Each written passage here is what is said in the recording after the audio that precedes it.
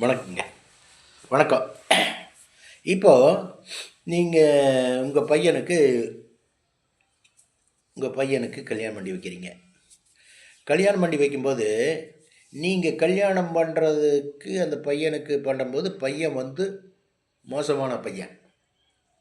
மோசமான பையன். என்ன மோசம்னாங்க, டிஃபன் சாப்பிட்டுங்க சிக்கிச்சு.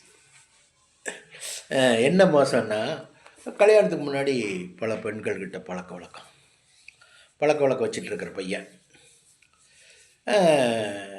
நீங்கள் ஒரு பொண்ணை பார்த்து கல்யாணம் பண்ணி வைக்கிறீங்க.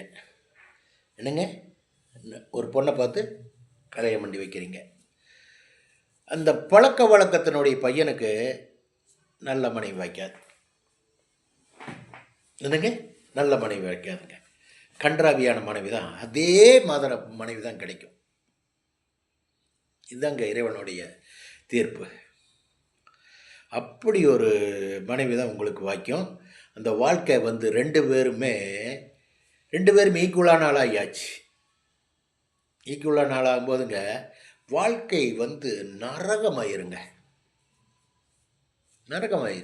இது என்ன காரணம் தெரியுங்களா? நீங்கள் செஞ்ச பாவம், அப்பா அம்மா செஞ்ச பாவம், தாத்தா காலத்தில் இருந்து செஞ்ச பாவம் அவங்கள போட்டு வாட்டுது.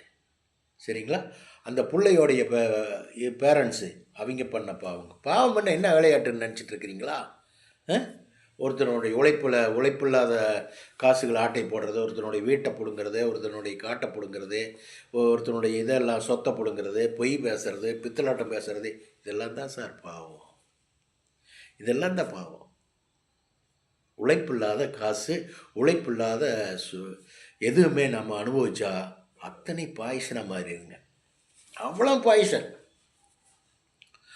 பாய்சன். உழைப்பில்லாத காசு வாங்கி நீங்கள் உணவாவோ இல்லை ஒரு எதாவதோ நீங்கள் சாப்பிட்டீங்கன்னா அவ்வளவும் பாவம். பாவத்தில் வந்து நம்ம சந்ததிகள் இந்த மாதிரி தான். நம்ம பையனை கல்யாணம் பண்ணி வச்சிங்கன்னா ஏறுமாறான பொண்டாட்டி கிடைப்பா. அவன் நிம்மதியாக இருக்க முடியாது. என்னங்க, அவன் வேலைக்கு போயிட்டான்னா இவன் இப்படி போயிடுவான், இவன் எங்கேயாச்சும் போயிட்டான்னா அவன் அப்படி போயிடுவான். ரெண்டு பேரும் இங்கே நீ போகிறது நமக்கு தெரியும், நான் போகிறது உனக்கு தெரியும் போது அடிதடி வந்தாச்சுங்களா? வீட்டில் அடிதடி வந்தாச்சா? ரகலை வந்தாச்சா? எல்லாம் வந்தாச்சா? அப்புறம் டைவர்ஸ் வரைக்கும் போயாச்சா? தாடி விட்டு தெரியவானா பையன்? கண்ணில் பார்க்குறீங்கல்ல? இதெல்லாம் தேவையா?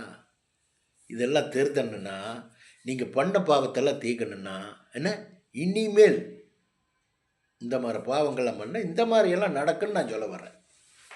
பாவம் செய்யக்கூடாது சார். பாவம் பண்ண விளையாட்டு இல்லைங்க.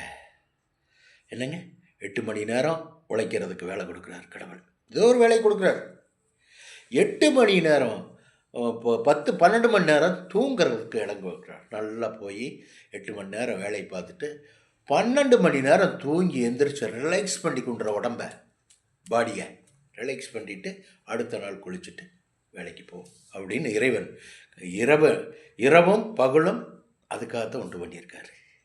அப்புறம் கடவுள் இருக்கார் இல்லைங்க, சொல்லுங்க, கடவுள் இருக்காருல்ல. அப்புறம்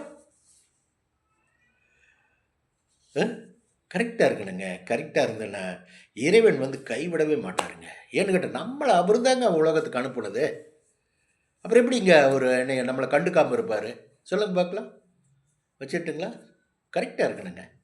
சரிங்களா? வச்சுருங்க. ஓகே.